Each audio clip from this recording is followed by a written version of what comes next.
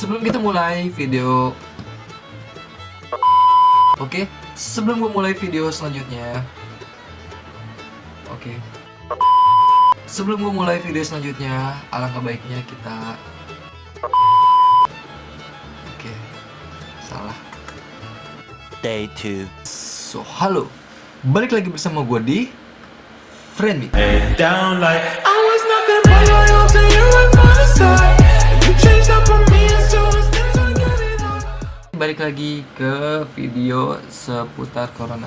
Jadi 2 pekan yang lalu atau 2 video yang lalu kita telah mempelajari tentang mengenal virus corona.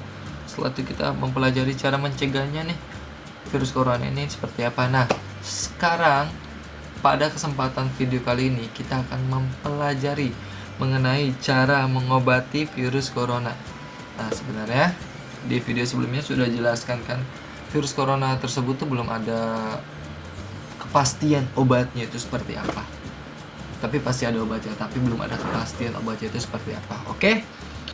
Sebelum menyaksikan video ini, untuk kalian yang belum subscribe channel YouTube Friendmix, tolong diwajibkan, disarankan, diharuskan, dikudukan tuh subscribe dengan cara buka channel Friendmix. Setelah itu kalian subscribe, kalian like, dan kalian share ke teman-teman kalian. Oke, terima kasih yang sudah subscribe. Bagi yang belum subscribe, subscribe ya, dan di share ke teman-teman kalian. Pada kesempatan kali ini kita akan membahas mengenai cara mengobati corona. Nah, di sini sebenarnya gue lagi WFH, tapi gue harus nyelip-nyelipin waktu buat syuting nih buat kalian semua yang ada di rumah. Oke, lanjut. Biasanya ketika orang-orang yang sudah terkena virus corona ini, apa sih gejala yang mereka rasakan atau yang ditimbulkan? Oke, dokter dan ilmuwan hingga kini masih berusaha memahami gambaran lengkap virus corona itu seperti apa. Lalu biasanya gejala-gejala yang paling umum ditemukan untuk orang-orang yang terkena virus corona. Yang pertama itu adalah demam. Selanjutnya batuk. Setelah itu sesak nafas yang berat ya, sesak nafasnya berat banget. Dan selanjutnya sakit kepala. Sakit kepala di sini itu ada 2 kemungkinan.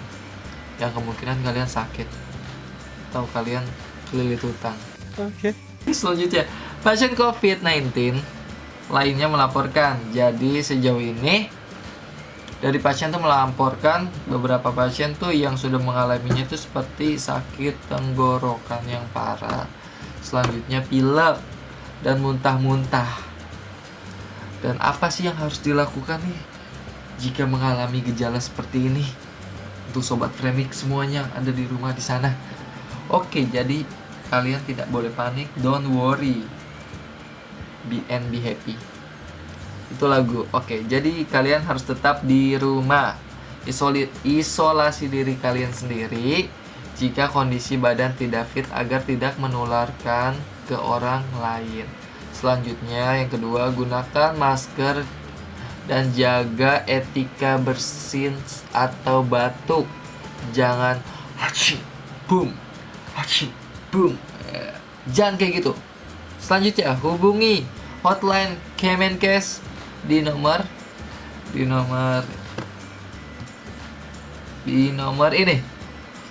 Oke, hubungi ya Kementerian Kesehatan di nomor ini. Selanjutnya, ceritakan lengkap kondisi yang kalian alami kepada Kemenkes tersebut setelah kalian menghubunginya. Dan pihak berwenang akan mengerahkan Anda pada rumah sakit rujukan atau yang dituju dari Kemenkes. Dan apa sih itu isolasi diri? Isolasi diri itu adalah ketika kita mengalami gejala yang mungkin belum disebut itu COVID atau Corona. Jadi sekiranya badan kita udah mulai nggak fit, please banget jangan keluar rumah dan kita tetap di dalam kamar. Kenapa harus seperti itu? Karena takutnya kita terkena atau mungkin kita lebih parah. Karena kan imun kita sedang lemah. Lalu kira-kira kapan sih kita harus mengisolasi diri ya? Yang tadi. Yang pertama, jika menunjukkan gejala COVID-19.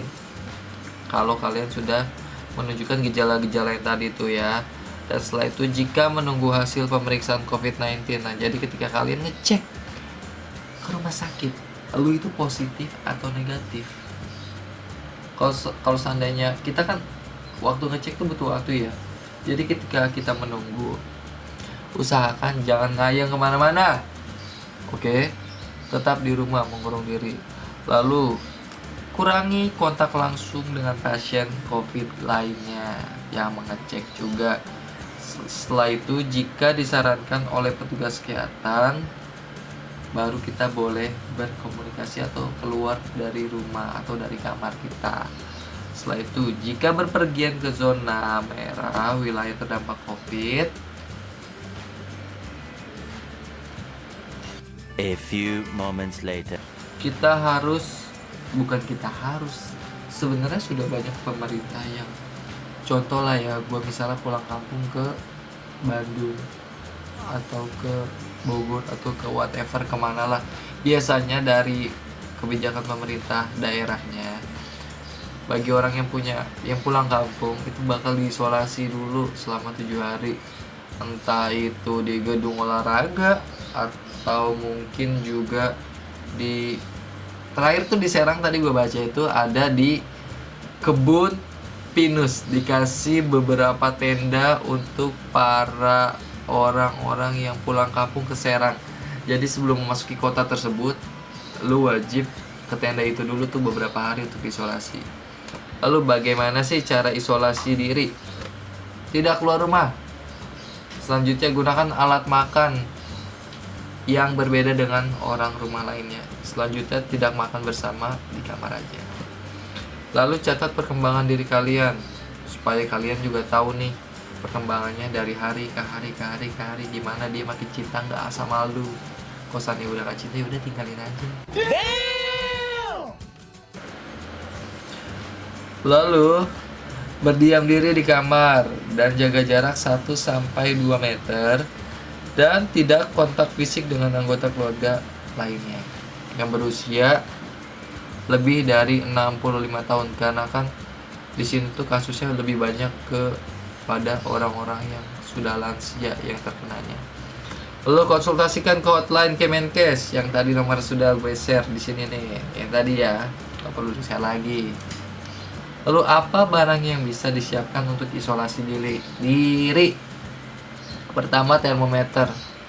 Kenapa sih termometer? Karena setiap saat kita harus mengecek suhu badan kita nanti. Selanjutnya, obat penurun panas, karena belum tentu juga kita kena COVID. Jadi kalau seandainya badan kita panas, sediain tuh obat penurun panas, jangan diantepin aja.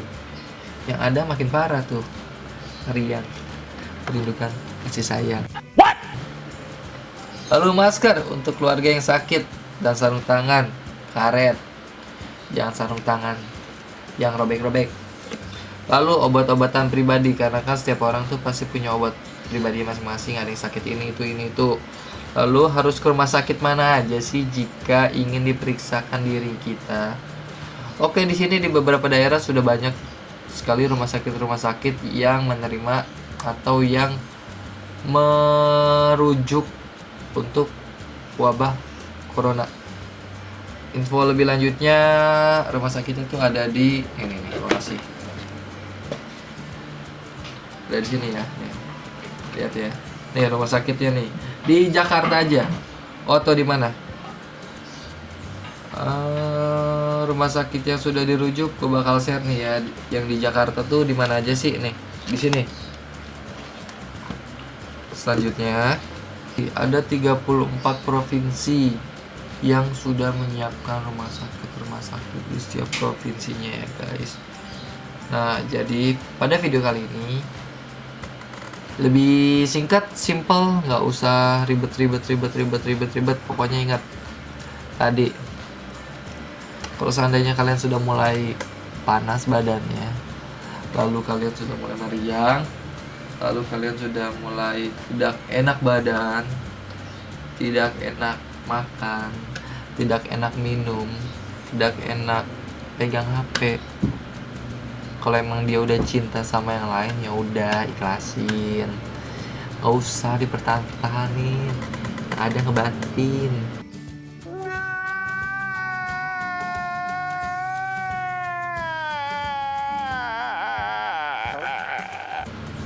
back to topic. Oke, sekian dari gua video kali ini. Semoga bermanfaat buat kalian semua. Dan tidak lupa kita ucapkan terima kasih untuk para dokter-dokter, pejuang-pejuang Indonesia yang telah berjuang membantu kesembuhan atau menolong kesembuhan pasien COVID. Semoga kalian diberikan kesehatan selalu. Oke, dan untuk kalian yang masih bandel nih, yang masih keluyuran, please banget stay at home. Lakukan kegiatan yang kalian bisa lakukan di rumah. Contoh mengerjakan tugas, dengerin musik, baca-baca, main game Mobile Legends, bisa Free Fire, PUBG, dan lain-lainnya. Kayak gue syuting ini kan YouTube ini nih karena WFA. Dan kasusnya sekarang itu semakin meningkat.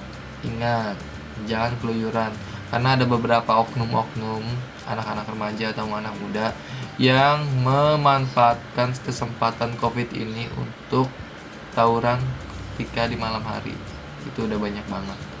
Please, buat teman-teman friend mix atau mixer kental atau mixer lover, kita jaga diri kita, keluarga kita, tetangga kita, orang di sekitar kita dengan cara stay at home, please. Hanya beberapa saat saja. Oke, tetap semangat jalani hari-hari kalian. Semoga video kali ini bermanfaat untuk kalian semua, untuk kita semua. Oke, terima kasih. Tetap di Fremik.